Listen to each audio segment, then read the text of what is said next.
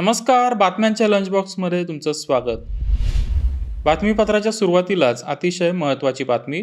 भारतीय रिझर्व्ह बँकेने नियमांचं उल्लंघन केल्याप्रकरणी परभणी जिल्ह्यातील वसमत इथल्या जयप्रकाश नारायण नागरी सहकारी बँकेचा परवाना रद्द केलाय. बँकेची आर्थिक परिस्थिती बिकट आहे, तसेच बँक खातेधारकांचा पैसा परत करण्याच्या स्थितीत नसल्याने बँकेचा परवाना रद्द करण्यात आलाय. बँक बंद करून बँकेच्या देवाणघेवाण पूर्ण करण्यासाठी अधिकारी नेमण्याची सूचना रिझर्व्ह बँकेने महाराष्ट्राच्या सहकार आयुक्तांना केली आहे. दिवाळखोरी प्रक्रिया पूर्ण झाल्यानंतर खातेधारकांना ठेवी विमा दावा अंतर्गत पैसे परत मिळतील. या विम्याअंतर्गत 5 लाख रुपयांच्या ठेवी परत मिळतात. महाराष्ट्रातल्या सहकारी पतसंस्थांच्या ठेवीदारांमध्ये विश्वासार्हता वाढवण्यासाठी पतसंस्थांकडील 1 लाख रुपयांपर्यंतच्या ठेवींना संरक्षण देण्याचा निर्णय महाराष्ट्रातील राज्य मंत्रिमंडळाने घेतला आहे. महाराष्ट्रात सुमारे 20,000 नागरी ग्रामीण सहकारी पतसंस्था आहेत, तसेच पगारदार नोकरांच्या पतसंस्थाही आहेत. या पतसंस्थांमध्ये 3 कोटी ठेवीदारांचे सुमारे 90,000 कोटी रुपयांचे डिपॉझिट आहेत.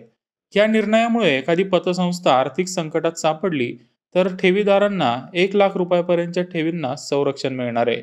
यासाठी पतसंस्थांकडून प्रतिवर्षी 100 रुपयांच्या ठेवींसाठी 10 पैसे अंशदान घेण्यात येणार आहे. केंद्र सरकारने अ आणि ब दर्जाच्या मळीपासून इथेनॉलची निर्मिती करण्यास आता बंदी घातली आहे. मात्र आता साखरेचं उत्पादन वाढणार असल्याने आणि कारखान्यांचे नुकसान टाळण्यासाठी ब दर्जाच्या मळीपासून इथेनॉल निर्मितीला परवानगी द्यावी, अशी मागणी माजी कृषी मंत्री शरद पवार यांनी केंद्रीय सहकार मंत्री अमित शहा यांना केली आहे. पवार यांनी या संदर्भात अमित शहा यांना एक पत्र देखील लिहिलं आहे. गृहनिर्माण प्रकल्पाचं बांधकाम करताना विकासकांना आता यापुढे ज्येष्ठ नागरिकांचा विचार करणं बंधनकारक असेल.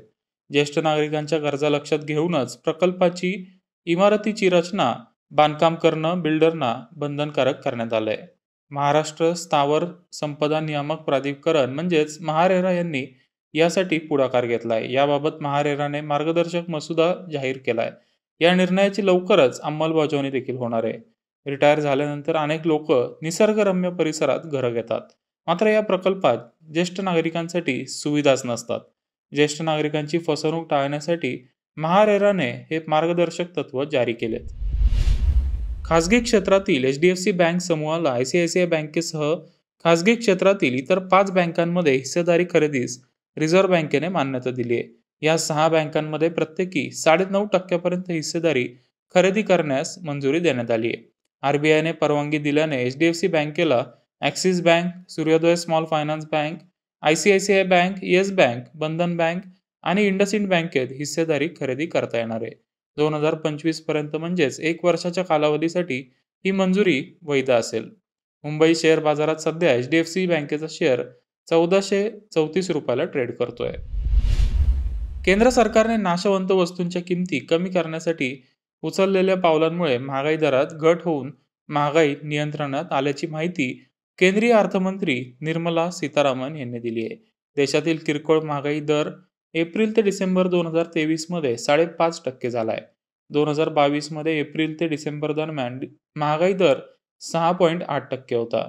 रिझर्व्ह बँकेच्या निर्धारित उद्दिष्टात सध्या महागाईचा दर आहे. महागाईवर नियंत्रण ठेवण्यासाठी सरकारकडून विविध प्रयत्न चालू आहेत. गेल्या 1 वर्षात तांदळाच्या किरकोळ किमतीत 15% वाढ झाली आहे. त्यामुळे ग्राहकांना तांदळाच्या महागाईपासून दिलासा देण्यासाठी 29 रुपये किलो या दरानं भारत तांदूळ बाजारात आणला गेलाय. केंद्रीय ग्राहक अन्न आणि ग्राहक मंत्रालय मंत्री पियुष गोयल यांनी स्वस्तातला तांदूळ लॉन्च केलाय.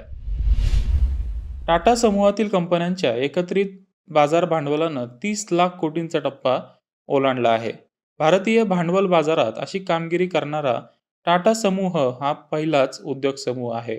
TCS, Tata Motors, Tata power आणि इंडियन हॉटेल्सच्या शेअरमध्ये गुंतवणूकदारांनी दाखवलेल्या खरेदीच्या स्वारस्यामुळे शेअरधारकांच्या संपत्तीत मोठी वाढ झाली आहे. टाटा समूहातील सध्या 24 कंपन्या शेअर मार्केटमध्ये लिस्टेड आहेत. बातम्यांच्या लंच बॉक्समध्ये आता वेळ झाली थांबायची. तुम्ही पाहत राहा मनी 9 मराठी.